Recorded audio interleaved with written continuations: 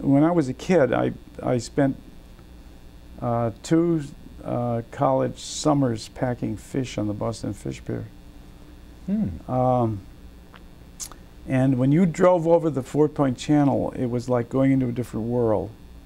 South Station is a very cosmopolitan crossroads kind of place. It was always very busy. Atlantic Avenue was always very busy.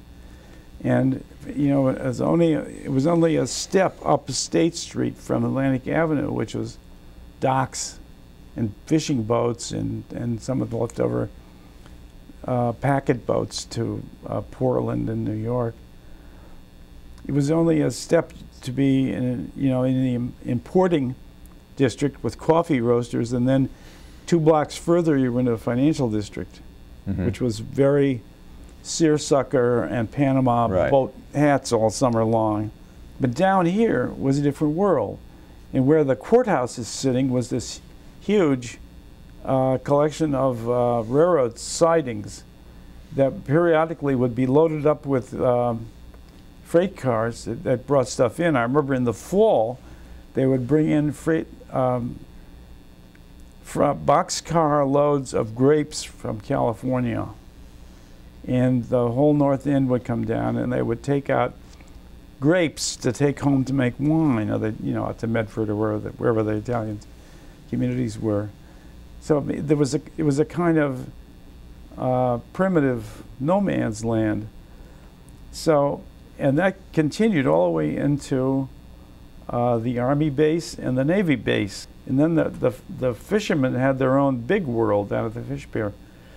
So it was either a wasteland if it was abandoned, or it was a busy industrial world with a lot of stuff going on, trucks and boats and all this, and all of them, and the Army and the Navy. And then right in back of that is South Boston.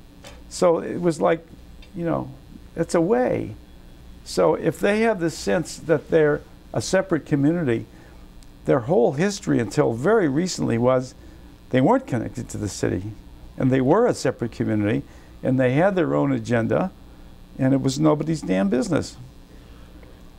And you felt it. I mean, you couldn't get from there over to where this building is now without realizing that you changed somehow. Boston is made up of villages. South Boston is a village. Charlestown's a village. Jamaica Plain, all of the towns around here have village mentalities. In addition to being part of the city, they're something else. And the crowd from South Boston is a particularly virulent one because of I think because of the experience of busing, which forged this, kind of community unity in opposition to A, integration, and B, those people, which means the people from City Hall and from the Downtown School Committee and the people from the federal court, Garrity and all the rest. So they circled their wagons and they became a defensive community. So we moved into it. We didn't know that when you crossed the bridge, the Northern Avenue Bridge, that you had gone into a foreign country requiring passports and other forms of identification. But such is the case. We're in Southie.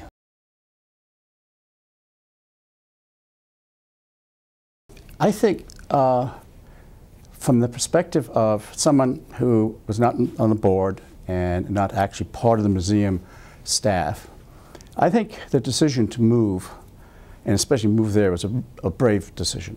I mean, that's when Garrity, about the same time that Garrity in the federal court took over the Boston public school system, implemented the desegregation.